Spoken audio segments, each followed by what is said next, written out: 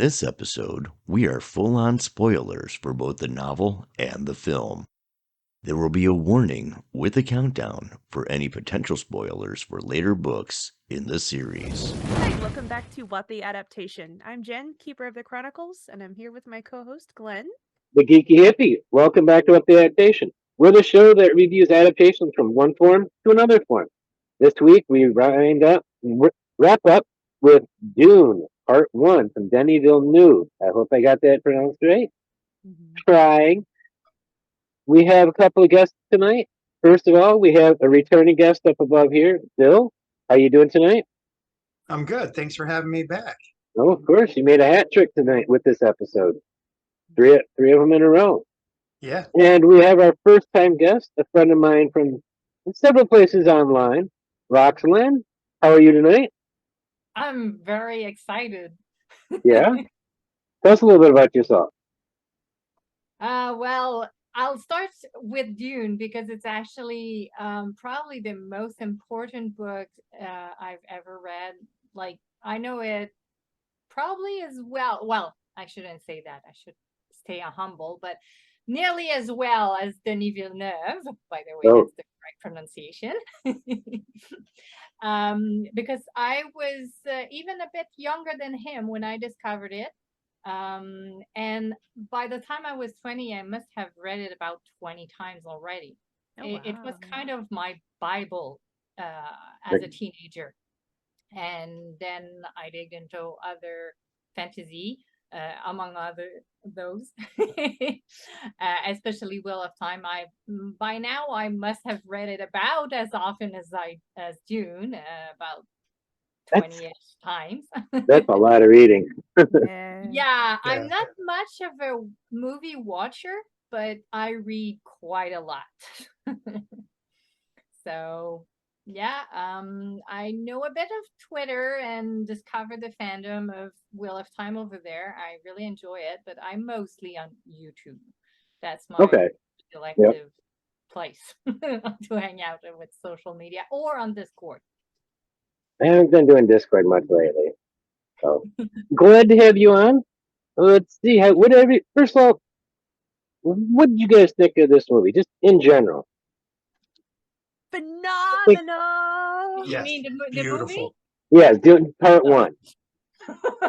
Beautiful. Amazing. I was just so excited because, as I said, it's like very important story for me, and so I was a bit worried. And then when I heard that it was supposed to be as great as we could expect as fans, I was like, oh my god. And yes, it lived to my expectations. Yeah. Yeah, it definitely delivered everything I wanted from the characters. And I think it did a really good job of showing and not telling. Most of the time, yeah. Was good. I mean, yeah, there are little spots here and there, but I mean, overall, it was, and it's just so beautifully shot. Yeah. It's just. Yeah. I think I've been waiting since 1984 for this movie. Oh wow. Agreed. You know, as much fun as a kid I had with that other thing that, what is it, Reverend Mother? Abomination. Abomination. That thing is just, but this movie just hearing who was directing it and then seeing the cast, I knew it was going to be good even before I saw a single image from the film. Yeah. And then the one trailer comes out and you see the ornithopters flying. I almost cried. The design. Flapping. Wow. The design was so good. And they look like dragonflies, and I'm just like, yeah, this movie really just knocked my socks off. This movie kickstarted. Very accurate. It's very accurate, but it's not perfectly accurate. Correct. So speaking of that, what are some changes from the source material, from the book, that you liked or didn't like?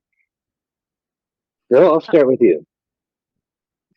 Sorry. I think for the most part they were pretty accurate. There wasn't any one thing that really bothered me or made me stand up and cheer. Okay. I was so sucked in that I just didn't even pay attention. I mean, I was just zoned into the story. Yeah. I had to pull myself back all day yesterday and today to actually think about the movie instead of just like that, staring at it. I tried to come up with an answer for this. I don't have anything that really grabs me. That's fine. Jen, did you have anything? I'm catching her while she takes a drink. Great timing on my part. It's perfect. I was just taking a sip. So the only thing is I saw different from the book was pretty much what almost every asterisk adaptation has done before. They didn't have the dinner scene in the Denis, but that's fine. That's totally fine. A lot of people were like, that's okay because it can be tedious to be done in film, and I think it's better. And reading the books, there's one scene that I like that is when that old lady is ladling out the water to the people, like from the wastewater, and they're like, why are you doing that? Yeah, the water cellar. I thought that would be kind of like an underscoring point, but that's like the only difference like that I saw in the books. And by the way, I didn't know any of this when I first watched the movie. I watched the movie. You read the book after this movie, didn't you? So I went back and then looked at it, and I got my friends. Okay, so to put this in perspective, my friend hates Denis because of what he said against the Avengers, right? Because he's a big, huge superhero fan. And I'm like, listen, that's not a reason to hate Denis. That's not that's fine. Just please watch this film. We've been friends since like 2017. He lives in Canada. And I said, and my other friends, please watch Dune. It is the only thing I care about you all watching. I know you're all big superhero fans and you would never watch a Denis film otherwise. If you don't take, just please watch this. You like fantasy. Trust it. And he was like, it was good. The cinematography was good. It was good. It was a really good film. So you have someone who came in not liking it. I liked it. I'm obsessed about this to all my friends. I read the book. I've come on for this. I'm so excited about this, and it all is because of this film. So I really don't have that much negative to say, even after reading the books, because of it. And now realizing, because I was a Wheel of Time fan for so long, I didn't realize how many things like the Fremen and the Aiel and the Bene Gesserit versus Aes Sedai. So I have a transposed perspective of what Jordan drew on instead of for what like Roxanne must feel the other way around.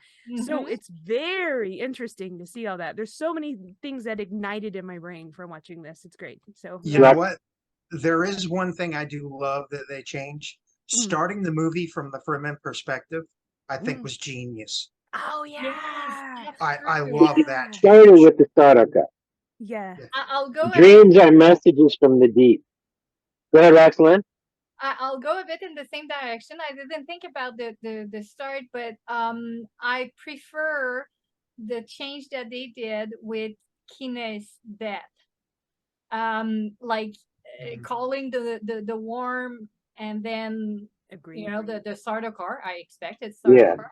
That killed her, and then she just called Shai-Hulud, and I was like, oh, she had a good death. God. She had a good death. And his name is Shai-Hulud. Yes, that was perfect. That was amazing. And that's actually the answer I had for that question, because you asked either that we like or dislike. So I went on the side of liked, actually. I agree. It was just amazing. I agree. And I like the gender swap on Kind too. So do I.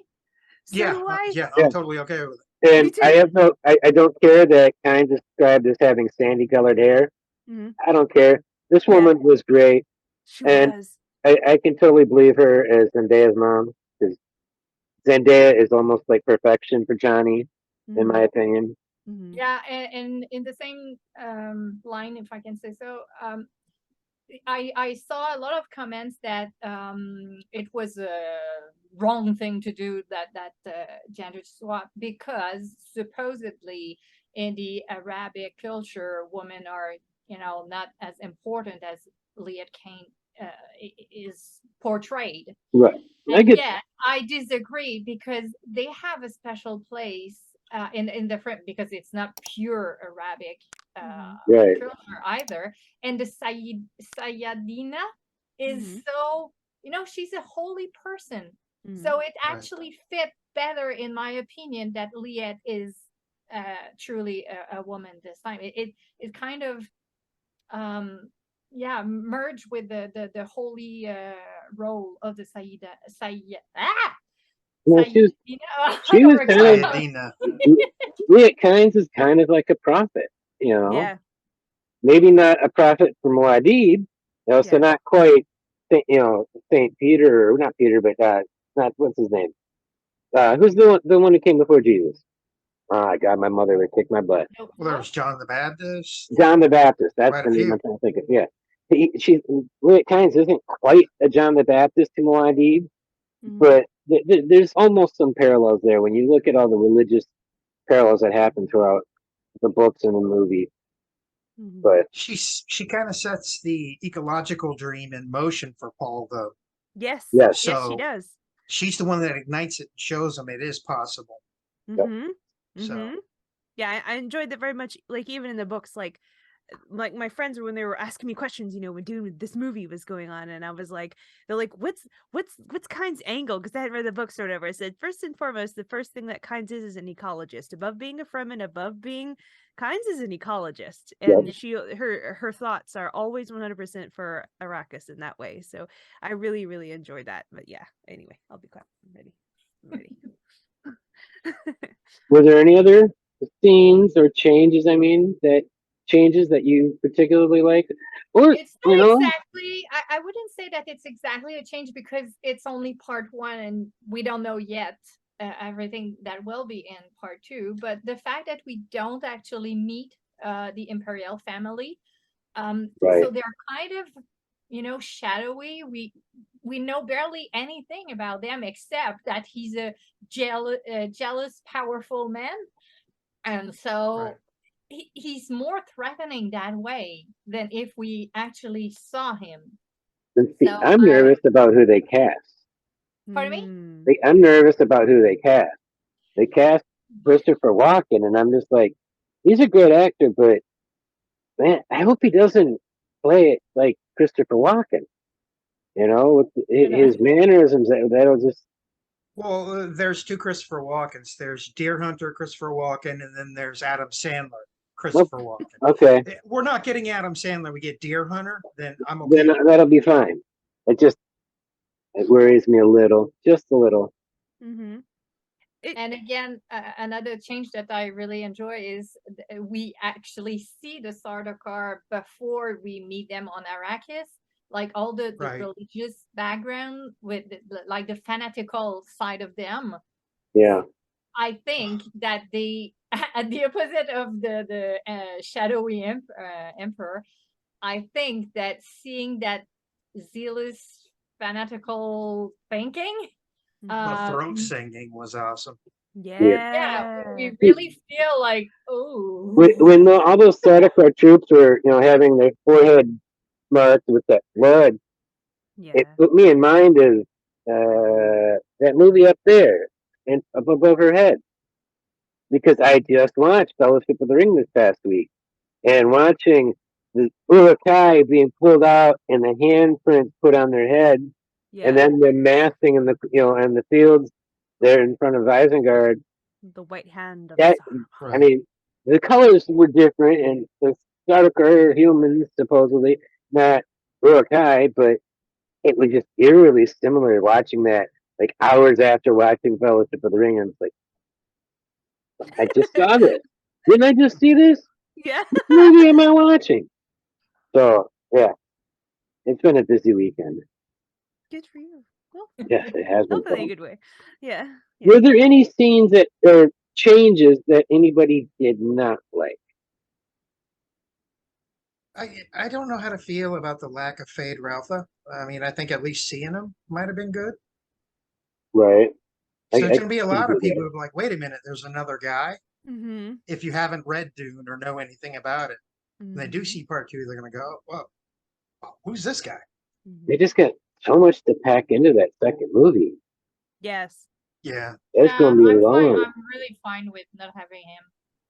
For now, I think that it doesn't either add or it's not detrimental yet. And Fate is going to be played by the star or one of the stars of the Shannara Chronicles, Austin Butler. Yeah. Also one of the stars of Yoga Hosers, I think. So, moving on. Did you see any changes, whether you liked them or not, that might cause any plot holes down the road or did cause plot holes in this movie? I think he really wrote around that issue pretty well. Yeah. Yeah, agreed. You know, any changes he made, he just averted the problem in the way he wrote the rest of the story. So Yeah. I have to say that one, I didn't see anything. I didn't either. First, Nothing I comes said to that we'll see with part 2. Yeah. mind. Yeah, Right. Yeah. There's a lot to cover there, so who knows what they're going to do. But so far, this part of the book to movie, they've done a pretty good job of not changing stuff to make problems. right. Here's one of the fun ones. How well do you think the show adapted scenery, costumes, and props? The best. Yeah, absolutely. I don't think anyone could do a better job. Like, cause my first thing before I knew anything about Dune coming, and this is pretty much a noob, I sat down and I was like, isn't Dune really big and long and expansive and sweeping and gorgeous with all these? How are they gonna do it all? Like, in it, like, how are they gonna do that? How are they gonna put that on film? Like, I know they do that with some expansive things, but that's really hard. And then I was Right. like, okay, Yeah. okay, they I mean, did a really good job, a really good job. I was like, okay, I'll be quiet. you're talking about large and expansive. I will put up there, a, a still shot, a shuttlecraft coming out of Guild Highliner. And then you see a shot, then I'll show a shot of what it looks like parked on the ground with people next to it. Oh my God. The Yeah, the shuttlecraft, scale. the scale, when that thing comes out of the Highliner, it looks like this tiny little bead just flying away. When it's there on the ground, it massively towers over people, like 100 Right. feet taller than people. And it's just like, holy cow! That tells you how big the Highliners are. So I can't tell you how happy I am the Sardaukar weren't wearing goth chef hats. I was so happy. and as so far as we know, have V brands in the back of their neck. Yeah, That's what which they was a don't have huge those. plot hole. That's something out of the miniseries. Ah, Roxland, sorry. haven't watched it yet. I Yep. should, I guess, but oh well. Eventually. Jen, did you have? No, like I said, it was freaking fantastic. As soon as I saw it, I was like, okay, so they did Lord of the Rings, which is, we didn't think that could be done, and it was for the time, and extraordinarily so for the time, better than almost anything for the time. And then I was like, okay, Wheel of Time, they're doing a good job so far as scenery, location, shooting, how beautiful it is. How are they gonna do Dune? Oh, amazing. Dune's great. Like, that's probably the best. It has the opportunity to be like the next Lord of the Rings for our time, hopefully. Like, it's so good. Visually, I think it's possibly one of the most striking movies I've ever seen in my entire life. God But bless, then Denis Villeneuve is really famous for that. So I mean, I thought that with Arrival. I really did think that with Arrival, and then I saw this, and I'm like, okay, he just went a step further than I thought possible. remember that it was like the project of his life. You know, it's the story. Dune is the story that made him decide to become a cinematograph. So, I did not know that. Oh, really? Cool. Yes. Good. I understand that. That makes me happy. He was about 14 years old when he decided to imagine how he would cut the story into sequences for a movie. And so for a long time, he thought that he was not yet to the level he wanted to be to tackle such a project. And then a few years back, when he was asked, okay, what do you want to do as your next project? He felt he was ready. And so he said, Dune. So it's a bit, when the comparison is made between Lord of the Ring and Dune, for me, it's quite funny because for Peter Jackson, Lord of the Ring was really kind of his dream project, and it's the same thing for Dune with Denis Villeneuve. He was about 13 or 12 or 14. It changed depending of the interviews how old exactly he was when he started to read them. But yeah, at 14 he started to imagine the movie he would do out of it. I don't know if it's similar or not. I'm just hoping that we get to see him direct God Emperor Dune. And then I'll be happy. I don't care if they go any further beyond that. I just want to see. I want no. I want the 6 books to be adapted because Okay. my favorite character is Odrad, Dari Odrad, who appears only in the last 2 books. So True. I want to She see is her. pretty awesome. But I think my favorite character in the entire series is Duncan Idaho. Wow, Which, giving the events of Dune might puzzle some people.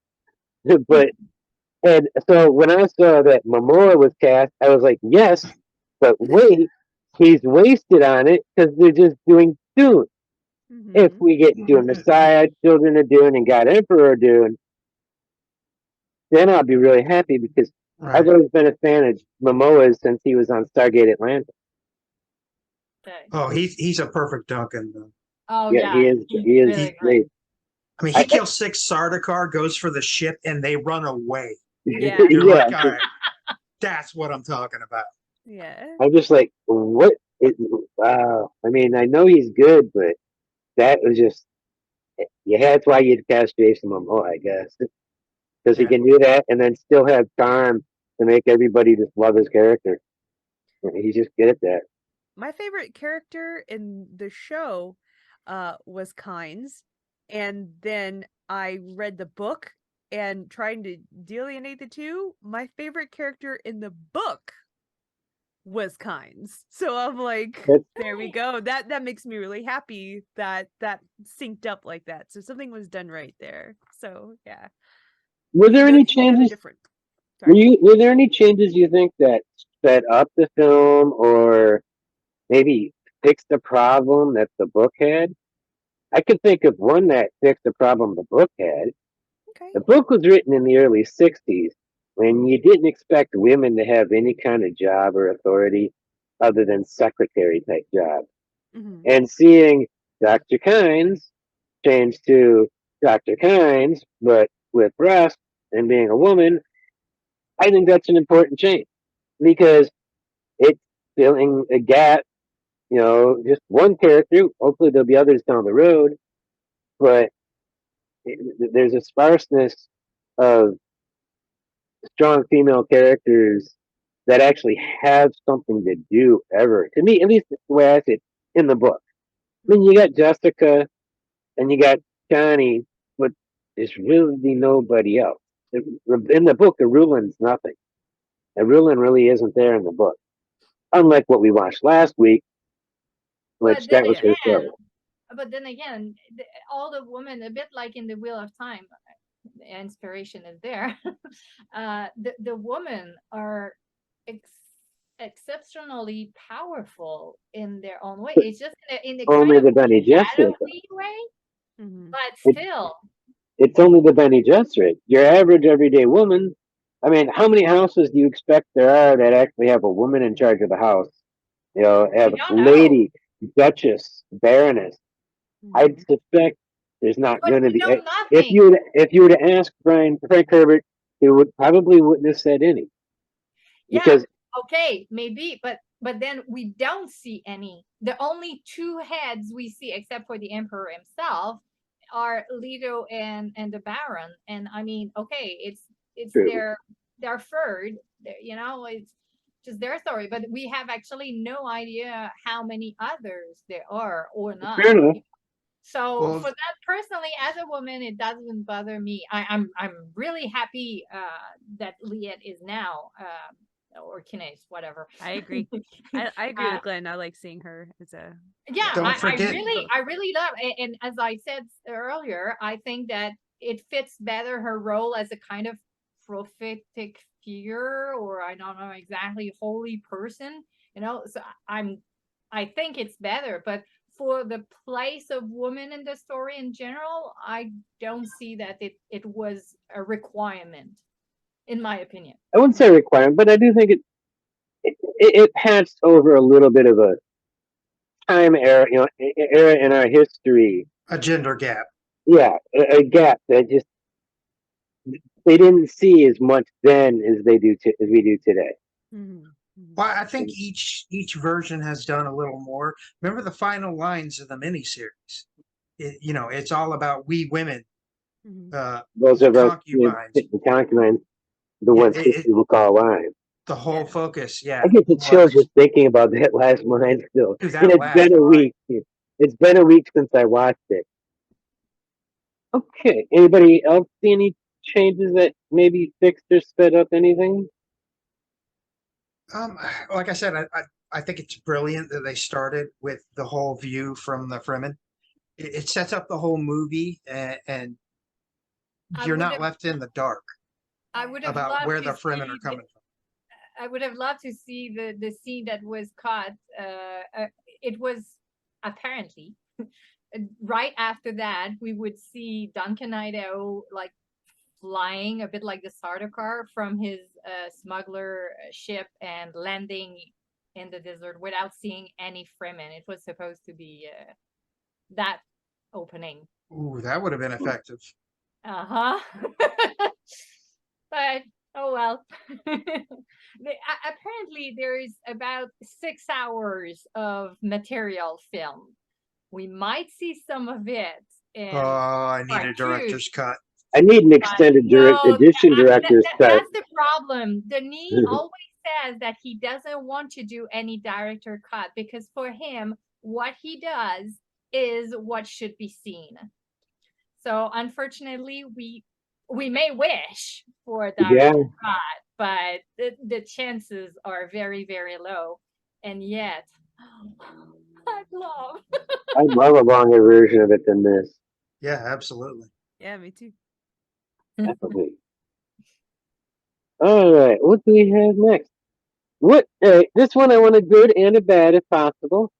What sequence or scene in the movie did you most enjoy? I'm going to do this in 2 parts. What's most enjoy or most dislike? So it'll be 4 parts, but just go with me. What did you enjoy the most or a scene that you dislike the most? You can choose whichever one you want to start with. If you really don't have a dislike, okay. Okay, I'll start.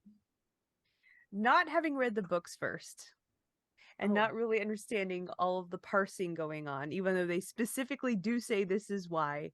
The scene I didn't like the most, and still I'm just like on a rewatch I would pass, is when they land and Duke Leto flies the workers out on the ornithopter from getting away from the spice harvester right before the thing eats them, because ignorantly, remember I was ignorant at the time, I was like, oh, of course the thing breaks right before they land, and of course it's got to be Duke Leto. Like, to me, not understanding how the Harkonnens intentionally set up the equipment so that it would go bad, to me it just like looked like bad movie prop, like oh, of course it's going to be Duke Leto is the one that's flying out the thing, nobody else, and he has to be the hero, and it's kind of set up to the fact that he's going to die later by him doing his best to save his men and show that he's going to be different.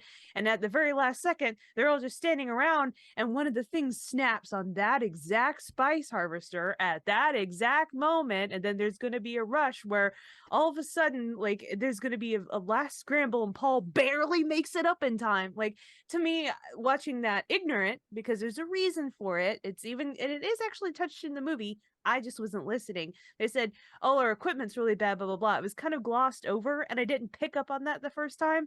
So when I watched it, I was like, okay, I saw this scene happening before it even happens. Like, just play it out, because I know it was gonna happen. So that part was not bad. It was just, you knew what was going to happen before. It wasn't tense as it should have been to me, because I knew there was going to be a mistake with the spice harvester on that exact day. Like, I kind of knew that. So it's not bad, but that was my only complaint, which isn't really a complaint. I loved it, but It's that was hard to probably it. complain about this movie. I mean, I know. Now, I'm look- not More killing at that. Zendaya.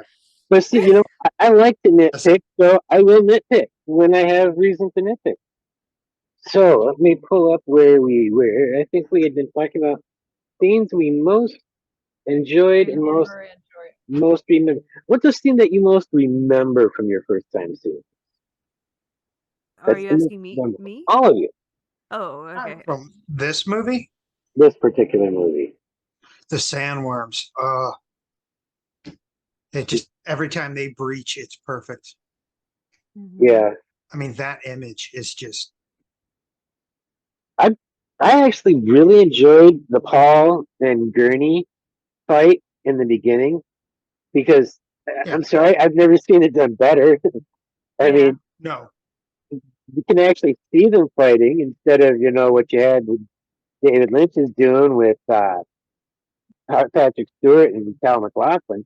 Here you can see Josh Brolin and you can see Timothy Chalamet, and that was some nice knife fighting they're doing there. Mhm. I thought, and the special effects of the shields look pretty good. There's some scenes, but there's also the general fact that there was so much exposure that was not exposure, kind of. What I mean is that there was a lot of information given just by small sentences here and there, just for instance, when Jenn, you were talking about the fact that they mentioned how the Harkonnen has left, like the material is in really disrepair state, kind of, and yet it will be important later on with that scene, and yet it just seems part of a report, Mhm. So there was so many little details that were, you thought it was not important at the time you heard them, and yet they were major. And so for me it was like, wow, awesome. And among that, it's a bit a part of changes, I guess. They added some scenes or interaction between characters, so we get to know better who they are. And especially between Leto and Paul at the beginning, talking Right. about Yeah. what is it to be Atreides, in a way, Mhm. and that sentence of, in the end, you'll be everything that I ever needed you to be, my son. It's like, Perfect. wow, Yeah. Yeah. it was amazing, because even though he's a duke, and it was so important for him to have a son and everything, and Jessica did it for out of love and everything, and yet he's a father first and foremost, even before being a duke. It's like, wow.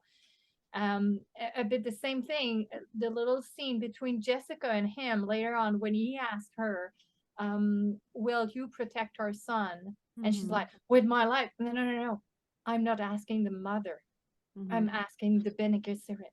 Mhm. Right. It's like, it's such a small sentence, and yet it bears like all the burden Jessica has on her shoulder, because she chose to have a son out of love, yet she knows that it's not supposed, as you said, it's a genetic project of how many generations, and she went against it. So she's a mother, but at the same time, she still sent him to his possible death in the test with Gaius Selen Moyam.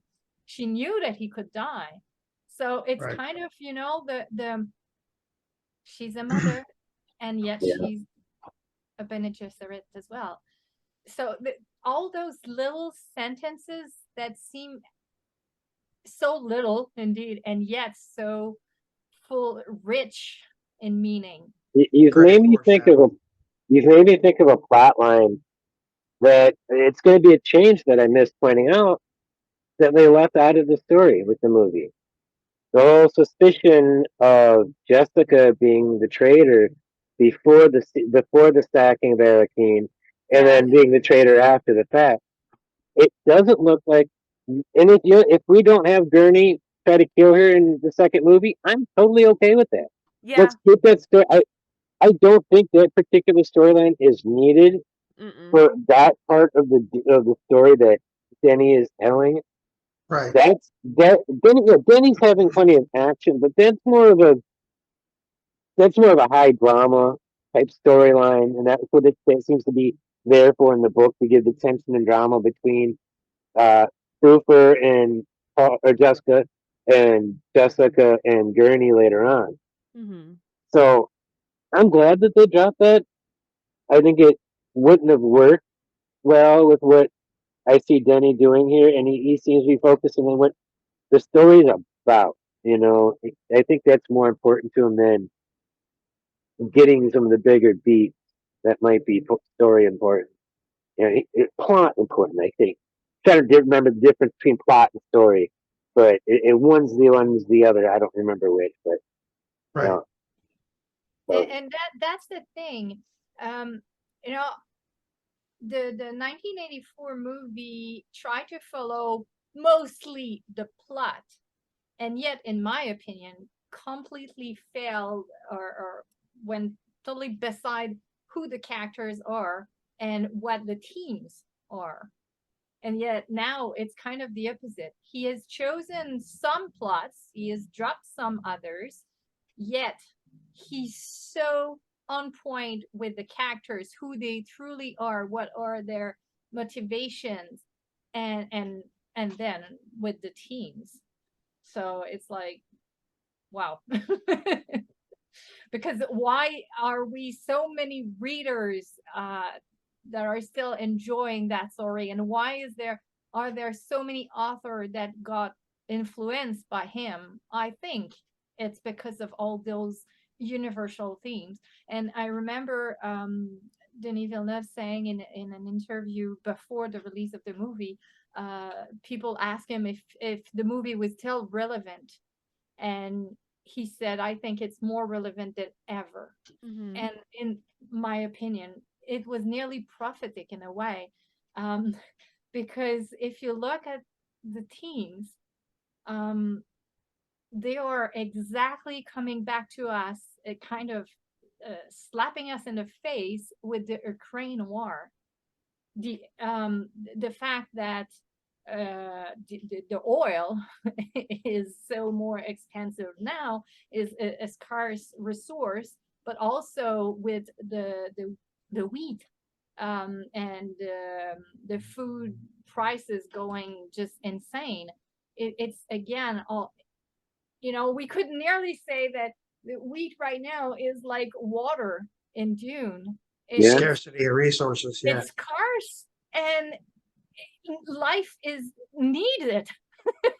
If people don't eat, they will die. That's as simple as that. So we still have plenty of water, but now the food is a real problem, and it was already there in the 60s in that movie.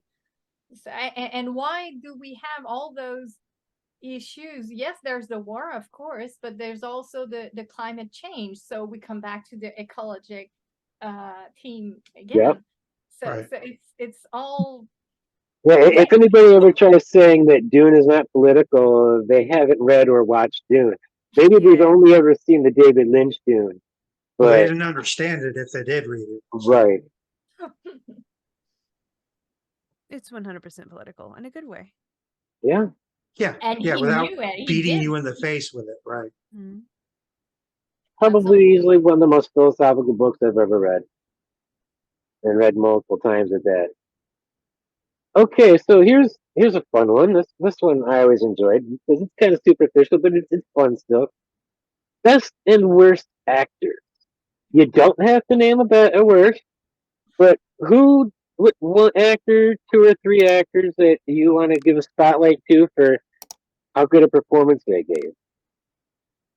All of them?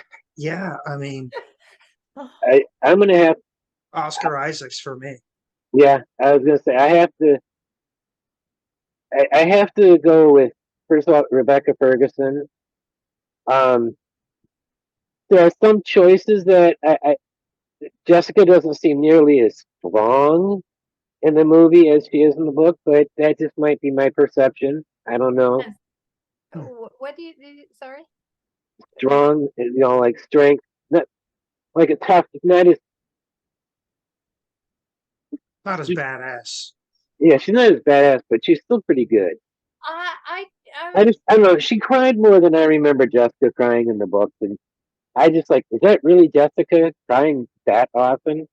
Well, I like that because she was not exactly crying, but often we could see that, like in the scene in the tent when Paul tells her that his father is dead. I mean, she was devastated. Mm-hmm. So we don't know for sure if she cried or not, but she was at a loss, and she even mentioned, well, not she, but whatever we saw in the book, that she was scared of Paul. So maybe it show that she's scared. I mean, maybe it has to do with just seeing so many of the Bene Gesserit that come later in the books, and my image of them is being used. It's like using a bunch of greens and reds, I said as the comparison to like a timid little brown. Okay, most of the I see the Bene Gesserit as the greens and the reds, and I see Jessica in this movie being more the timid brown than the blue, the strong blue like Moiraine.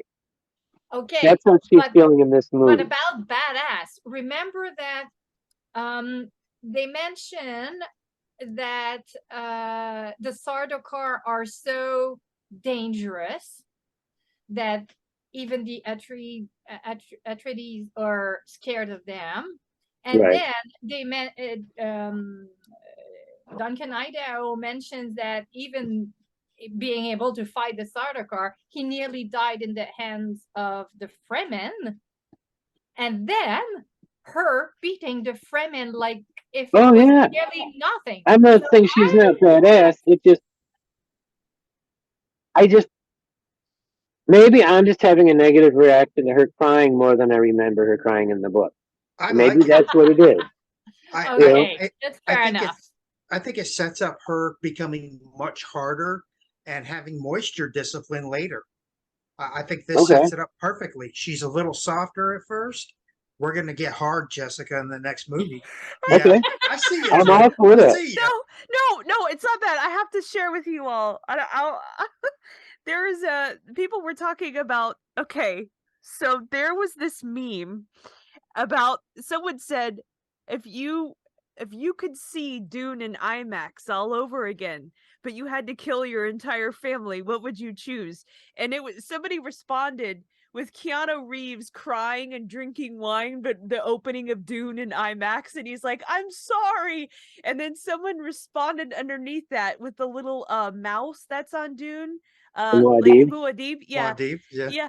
And the Muad'Dib's looking up at Keanu crying, saying, tighten up your water discipline. And I want to use that reaction gif for everything in life now. I want to tell people, tighten up your water discipline. That's why I was laughing, with just like the little mouse going, tighten up your water discipline. Speaking of it, I actually nearly gave water to the dead today when watching Dune Part One for like my 4th time now.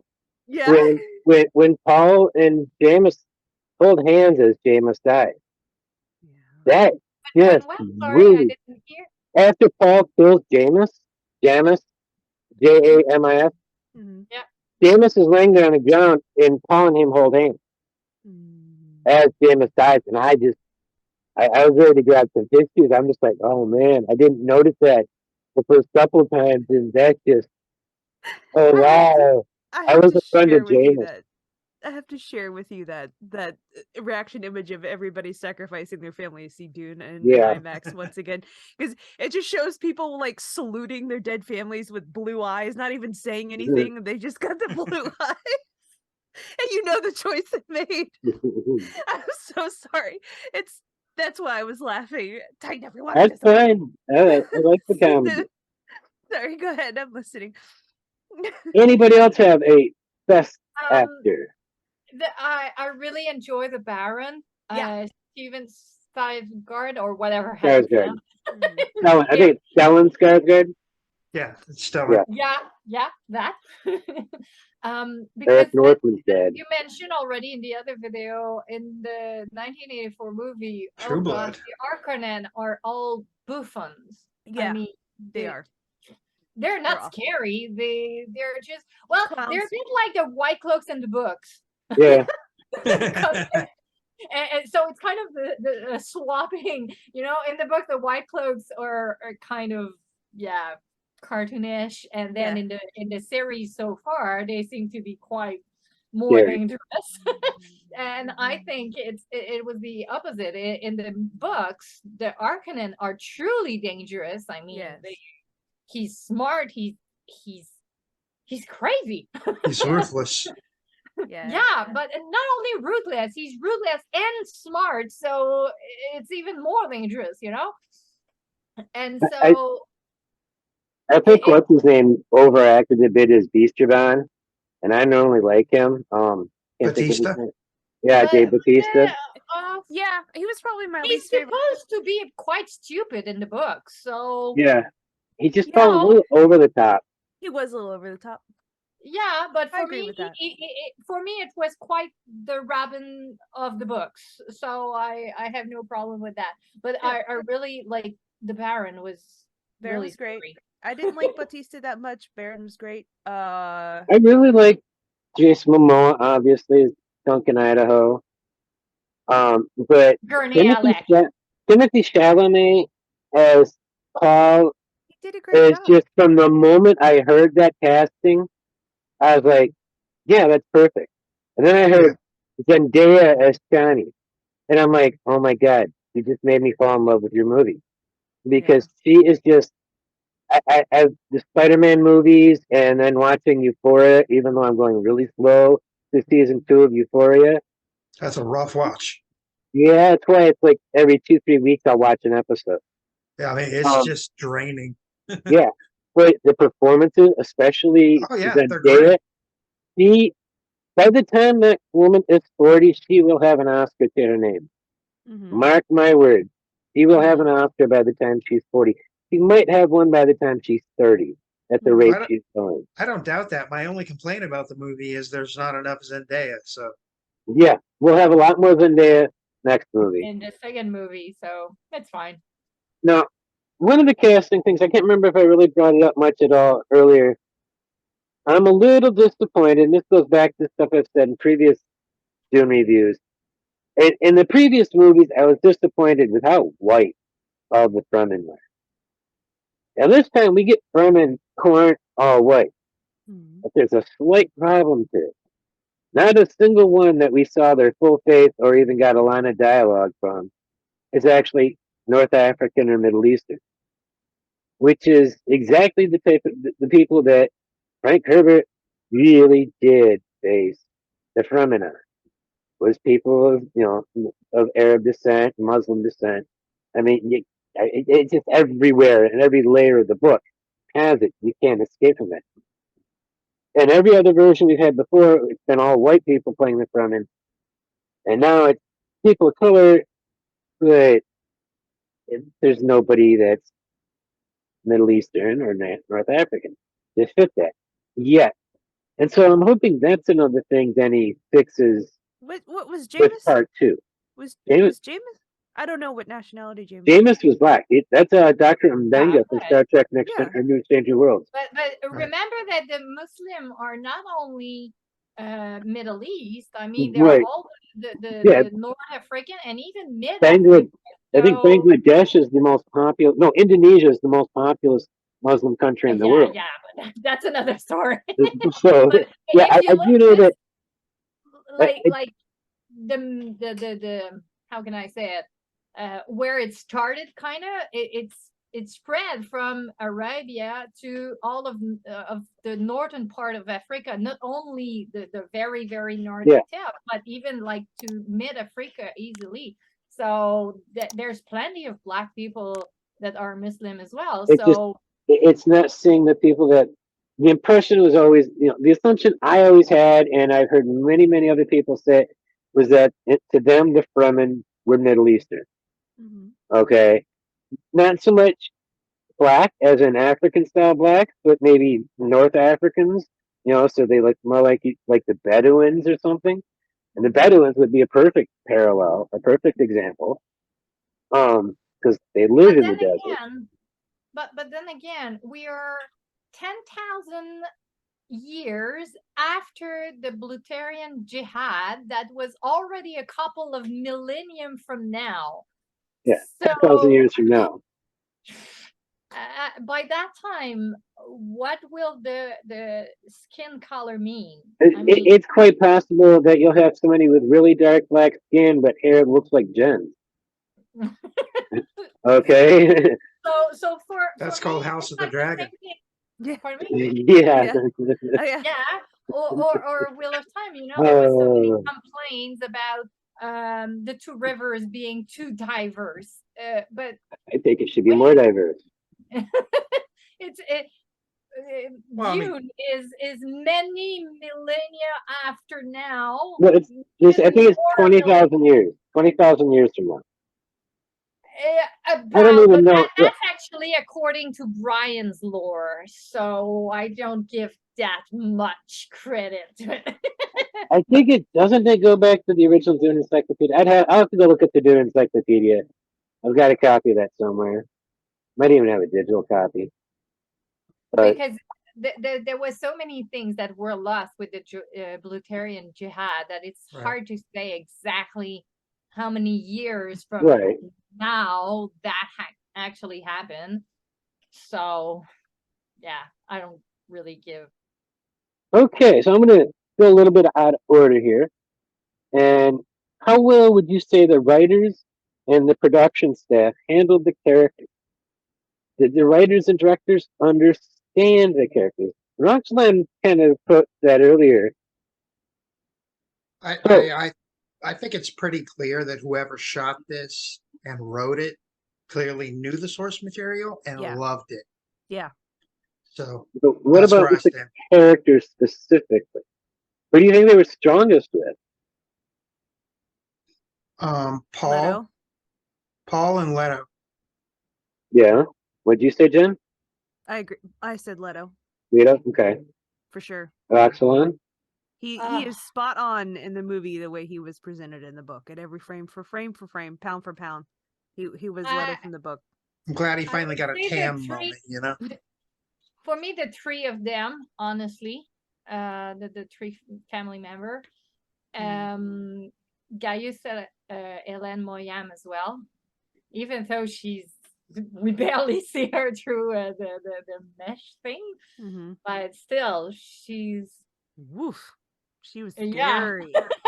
Intense. Very intense. I loved it. She reminds me of like a family member I once had that I stayed away from at Thanksgiving. I love how the voice, when she used the voice on Paul, he heard the voice and then he's kneeling. He doesn't even remember the intervening step. I like that. The voice, and when he used it on his mom, she kind of like came out of it after she had passed the glass water over. I'm like, oh, that's neat. That they do the action they're told to do and don't even really realize they're doing it until after. It's like, that's excellent. Yeah, I don't remember what led me to that. I think they really got the characters. I really think they got Gurney, except for one aspect. I don't remember a single reference to him playing the balisette or even seeing an instrument that could be considered a balisette. Yeah. And the worst thing is that they created that instrument for him. Yeah. He shot with it. They gave us him quoting scripture, which I've missed in the other Dune rendition. I'm just like, he's supposed to be spouting off, books of the Bible and OCD, Orange Catholic Bible. I like what they did with UA, however you want to pronounce it. That's the one I think they they kind of cut too much, in my opinion. I like the casting. I'll say that much. And I think they handled him well. They avoided the whole "I want to kill a man." I don't believe I remember him saying "I want to kill a man." He might have said "I want you to kill someone," but you know, Yeah, he he did. did. He did say that. Okay. Yeah. What else did I don't know, Jen? How about you?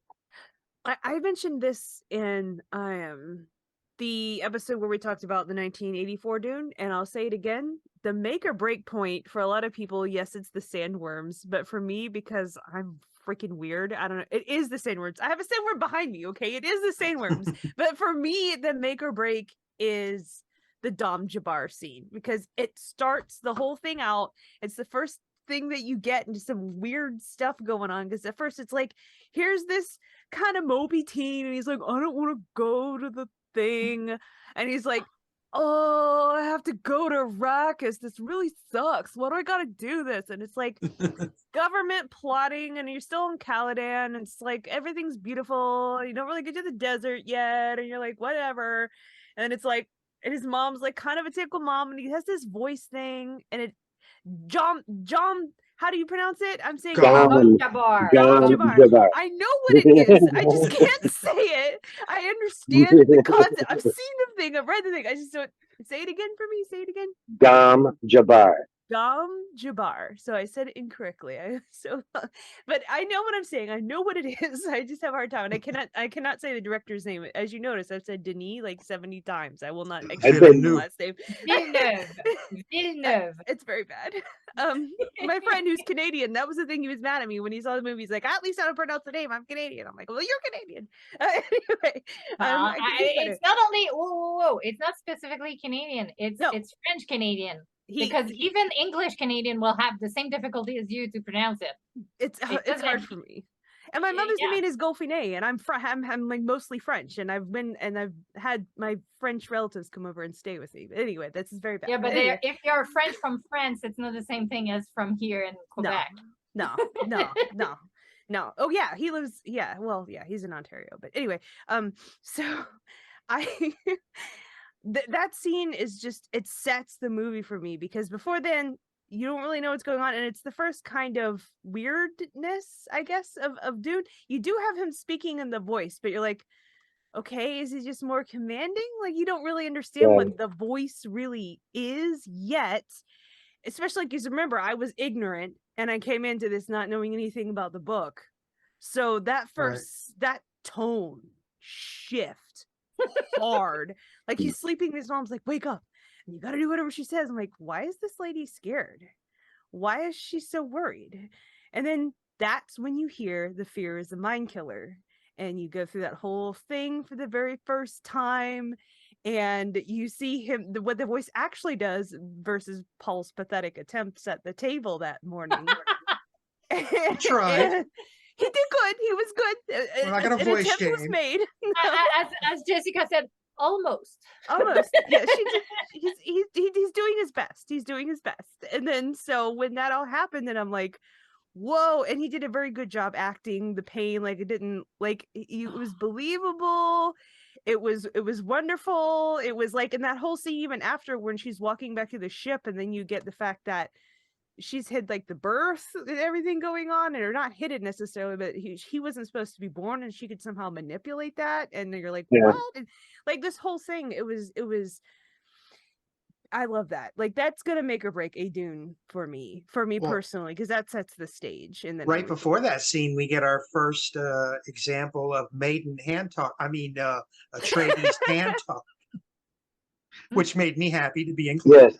I really like seeing the inclusion of Atreides hand signaling, signing, and giving us subtitles for them too. I'm a junkie. I really rarely watch anything without subtitles or closed captions. So yeah, having that on there instead of just trying to have to figure out what she was trying to say. So, Bill, did you ever? Just a little thing. The Dr. Yue actually speaks Mandarin, by the way. Right. For real. Yep, that's cool. And so does Paul. I like the inclusion of that, with Paul knowing it too. Yeah, that's cool. So this brings us to meat of the discussion. We try not to go super long like we do sometimes. What were the themes and ideas that the movie handled from the book, and what are some that the movie ignored so far? So, what are some themes that you would say were dealt with? I like the fact that they dealt with Paul's prescience and how unreliable seeing it really is. Yes, And I think they did that beautifully. and they showed it as like in the book they make it clear that he sees multiple paths that could possibly happen, and they do that in this by showing him with Jamis as his desert teacher, and I found that really touching, and especially then, like I just mentioned a minute ago, when Jamis was dying, Paul was holding his hand, and they were just looking at each other. And I think Paul was thinking back to that vision he had of Jamis, where Jamis was his friend, and now if they do that scene, that ceremony, we'll really honestly be able to hear Paul say, "Jamis was my friend." I really And hope that they open the new movie with that, because we at the ending they finish with holding and like carrying the Carrying his body. body. yeah, So I would expect, it's just speculation, but I would expect that they would kind of merge the two ceremonies of his, I don't know if we can call it burial, but whatever, funeral, with the whatever. Sayadina. Yeah, that. As a kind of, a single ceremony with full of meaning. That would be cool. Jen, did you have any themes that stood out that you'd like to bring up? I mentioned this earlier. I'm a big ecology person, so that's the important thing: preserving life, preserving the water. How important that is. That's what Dune means to me as an intaker of Dune movies and book. So, just keeping that's the heart. To me, that's like the bread and butter. All the political maneuvering and all this stuff, and obviously, the whole thing where you have the Bene Gesserit plan, where they have what's the word I'm looking for? There's a specific word for where you try to eradicate people through selective breeding. Eugenics. Eugenics. I think it started with the E. They have that going on. So eugenics can be used in all sorts of ways, but yeah, that's the common understanding of eugenics. It's a breeding program, basically. Yeah, they did that. But to me, just the ecology of Arrakis, and it's kind of a microcosm of like larger things, is what's important and carried through. Hopefully we get to touch a little bit back on Kynes' vision for Arrakis in future episodes, or we can have a flashback to what Kynes have been doing maybe, but that's just because I like Kynes and I understand that's a bit biased of an opinion, so I can check myself with wanting that and say that maybe not, we may not even need that. So yeah, that's all I liked. That's what I enjoyed. What I find quite extraordinary is that they were able to set so many foundation on nearly every important theme of the books, even though they might not yet have explored them fully, but they're still they are there. The foundations are strong and available for further exploration.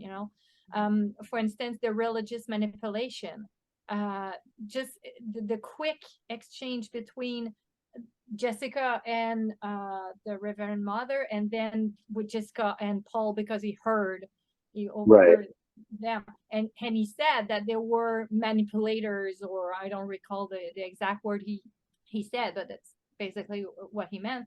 And so it's there, we see it already.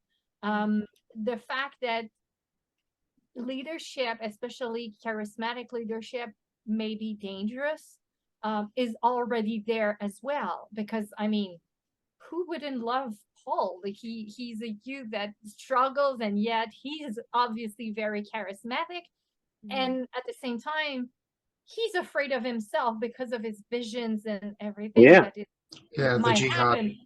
So, exactly. So it's already there as well. Because you know, when you were talking, Jen, about in the about the old movie, about the rain at the end, it's kind of totally Ugh. wrong. You know, it was not appropriate at I was all. like, That what? movie tried to set Paul as the hero, as the you know, Yeah.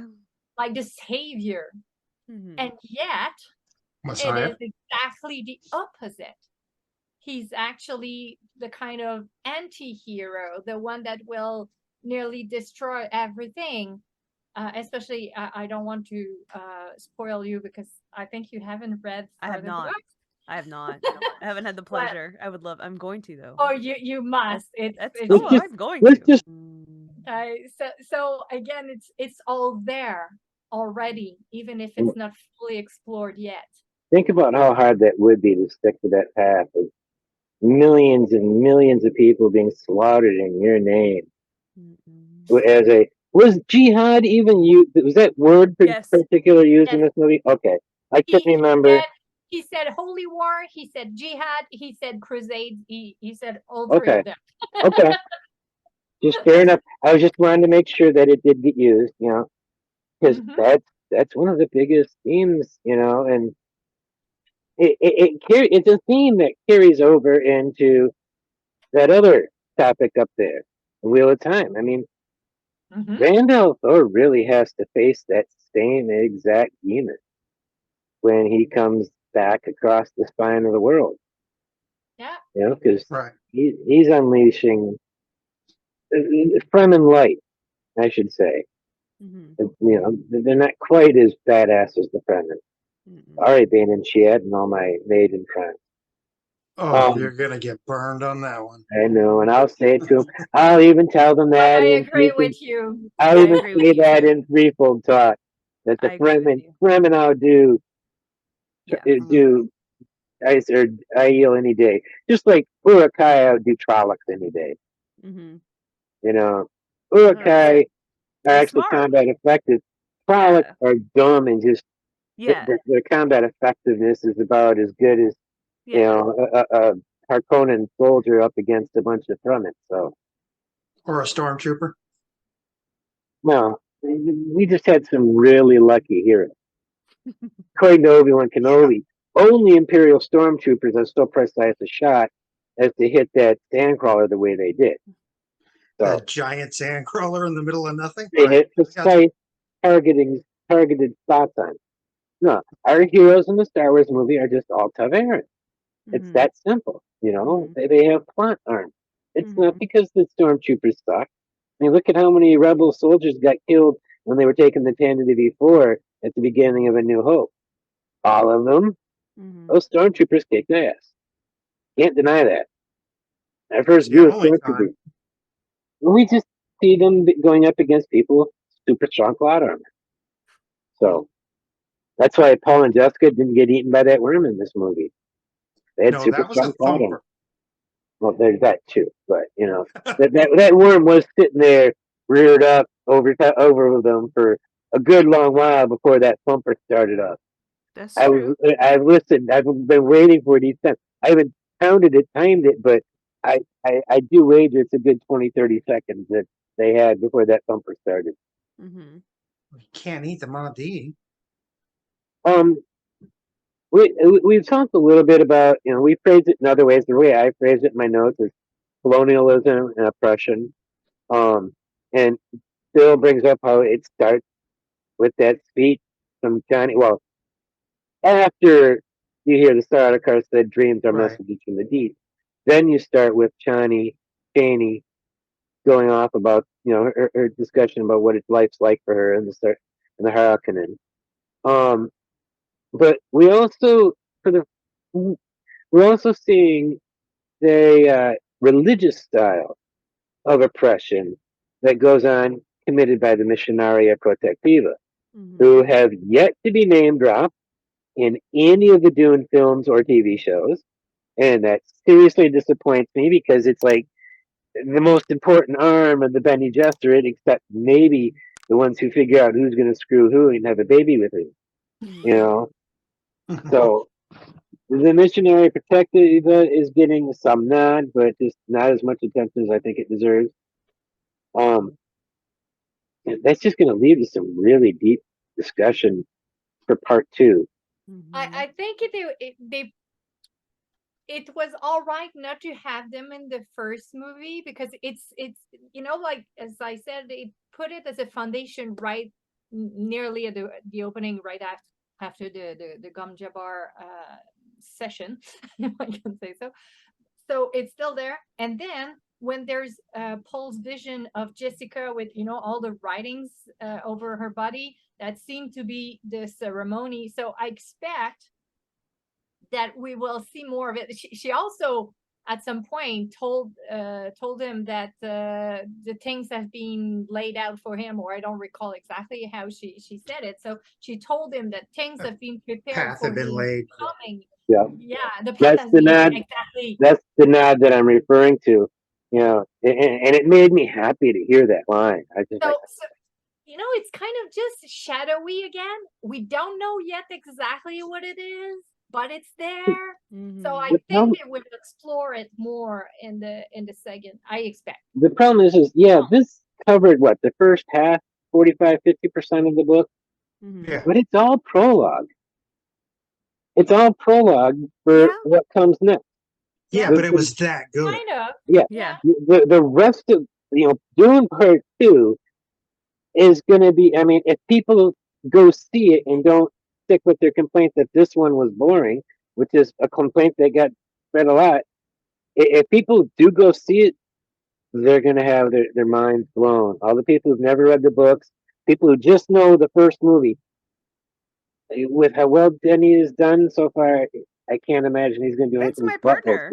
My partner hasn't read the books because he went and saw the movie with me, and I'm like, oh, friend, I said, you have no clue, honey, just how you're gonna like the second movie. I think you should get him. You should get him to watch the other Dunes too. Oh yeah, after he's seen this one. Why would you punish him? To not let him know, because he likes that. He doesn't want to be told. He doesn't want to know. He's like, I don't want to be surprised. Don't tell me. I'm like, okay. Well, all right. 1984 Dune is bad. But the extended edition is so much more fun. That's the thing. The extended edition's actually kind of fun. Yeah. I think it's better than what David Lynch directed.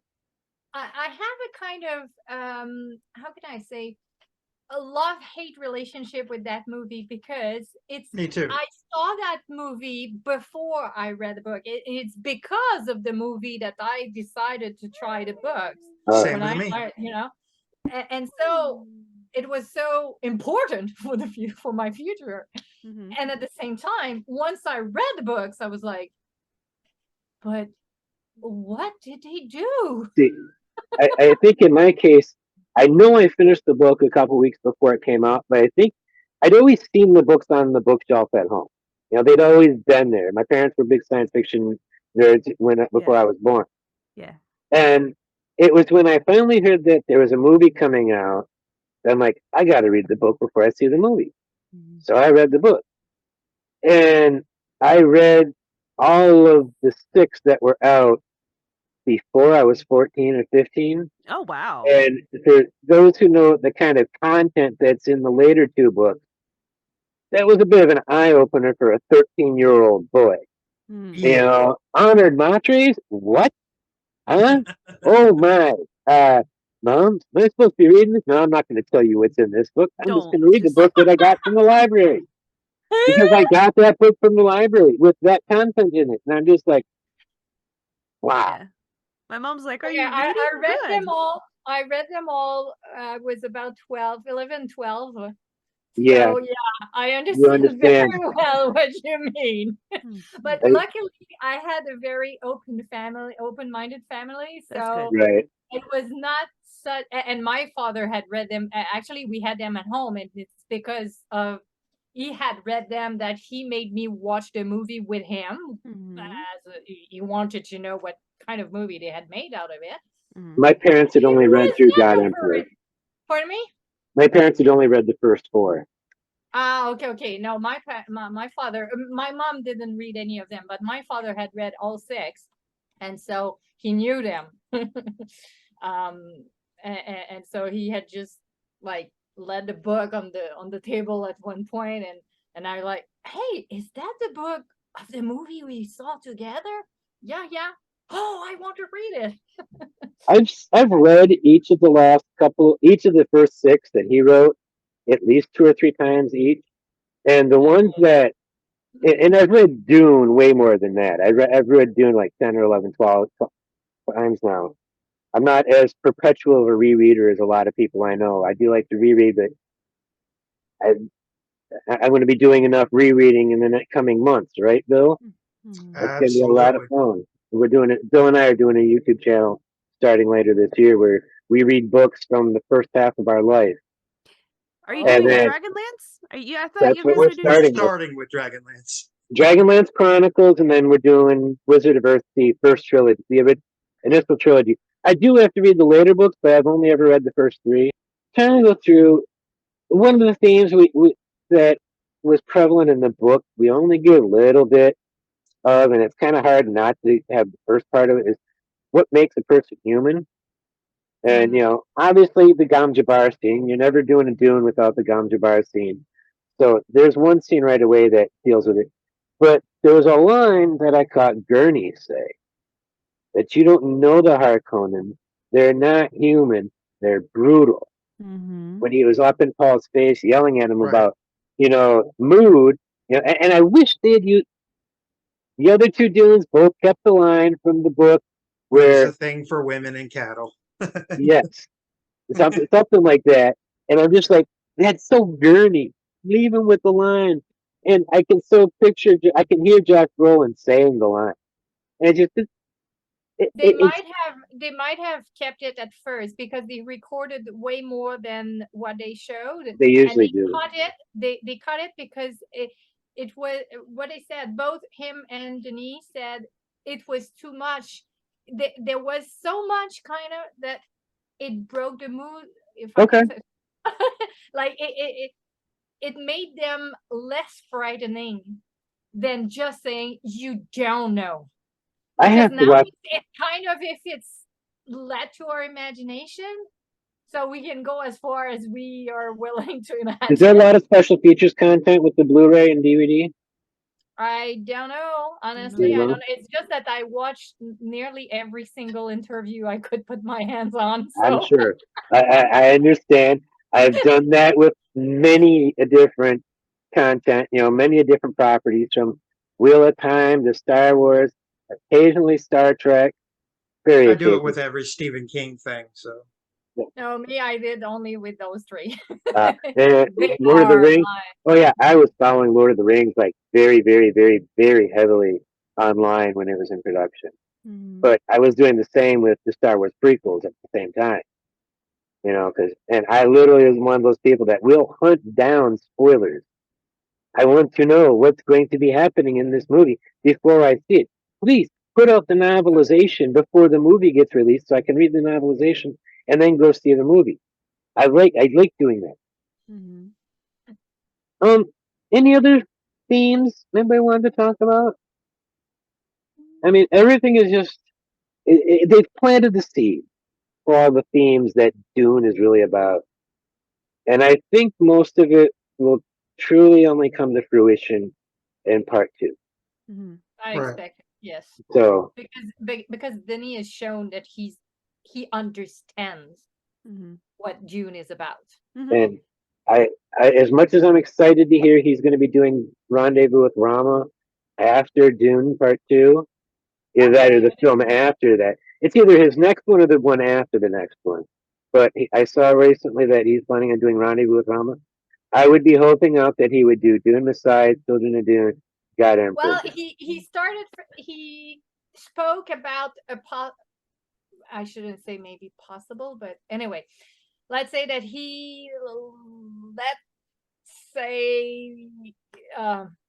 that there might be a trilogy. and it would be a trilogy about Paul. So basically, the first 2 books and So the these two- first those 2 movies already there, and a part 3 would be Messiah. Okay. So You he could- talked, nearly from the beginning, he talked about a possible trilogy. Yes. and Dune Messiah is so short. Yeah, You it is. You can do Yeah, that but in like a look, 90-minute movie. I don't think so. They because pretty there's much a did in lot. the There's a miniseries. lot going on. It's a short book, but there's so much going on, and considering that Dune is made in 2 parts now, I could believe that Messiah could get an entire movie. And that's another thing. It looks like do you guys think Buford Howard has been captured by the Harkonnens in Denis' movie? I don't know what's going on with Thufir. I don't know. Buford just disappeared. He didn't get captured. They didn't kill him off like they did in Dune 2000 or Frank Herbert's Dune on Sci-Fi Channel. They might have just killed him off screen. Yeah. I don't know. But he's gonna be there, and well, I don't know for Denis' movie, but to be fair, what is in the second part of the books? Yeah. I do like the Mentats rolling their eyes back. I like that. love little That touch. is really cool. I love love that little that. touch. A casting thing I was really happy to see, just because I'm a fan of this minor bit actor, David DeSmalchin as Peter DeVries. He's been in so many things. If you go look at his IMDb, and you'll be like, seen it. Yep, well, he's in that, seen that. You don't realize he's in all these things. And I don't know.